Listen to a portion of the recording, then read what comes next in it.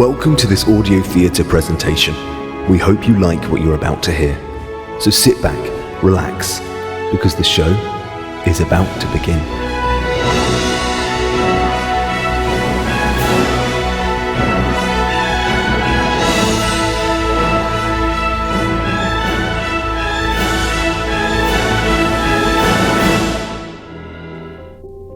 A little white cottage sat on a hill, not far from the church or the old wooden mill. The snow had been falling and turned the ground white, for it had been snowing the whole winter night. The picturesque forest that used to be green had now turned whiter than it had ever been. A little red robin sat on a stump. He ate quite a lot, so the robin was plump. But there was a problem because of his size. He just couldn't fly, however he tries. Flapping and skipping and running through snow, despite of his efforts, he just couldn't go. There wasn't a way, or even a chance. It just made other birds think he could dance. The poor little robin was feeling all groggy. His feathers were tired and his feet were all soggy.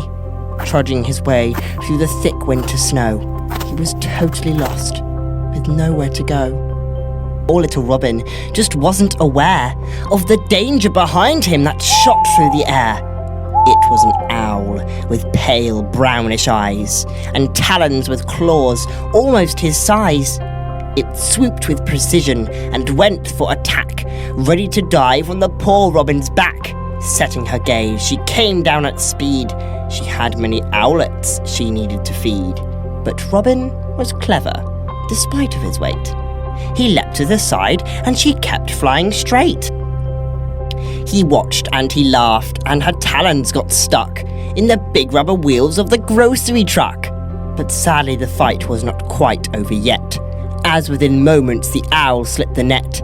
Spinning around, she had him in sight and tore straight towards him with all of her might. The robin was stunned at the sudden maneuver, with one thought in his head: I simply must lose her. So with that, he ran and kept running still, directly towards the old wooden mill. For the little old robin had thought of a plan to be rid of the owl as fast as he can. Taking a breath, he just had to try. This was his moment to fly. If this went wrong and his flight turned out crummy, he just knew he'd end up in some greedy owl's tummy. Taking a leap, he flapped his small feathers and flew off the ground above the white heathers. The owl was surprised at what had occurred, but Robin for dinner was all she had heard. Soaring up higher and diving back down, she'd almost had pinned him back onto the ground. No! Cried the robin and flew on right past her, but Owl was much stronger and even more faster. The little red robin flew up to the sky. When he looked down, he was terribly high. But this was the time when his plan was complete. He just had to get her to stick out her feet. Landing on top of the tall windmill's roof, it was now or never, the moment of truth. The owl saw him perch and knew it was time. She glided towards him in a straight line. With feet sticking out, she prepared for the catch, but onto the blade of the mill she would latch. Getting quite stuck, she spun round and round until she flung off and plunged to the ground. The place that she landed quite plainly stunk, for the place where she'd landed was the nest of a skunk.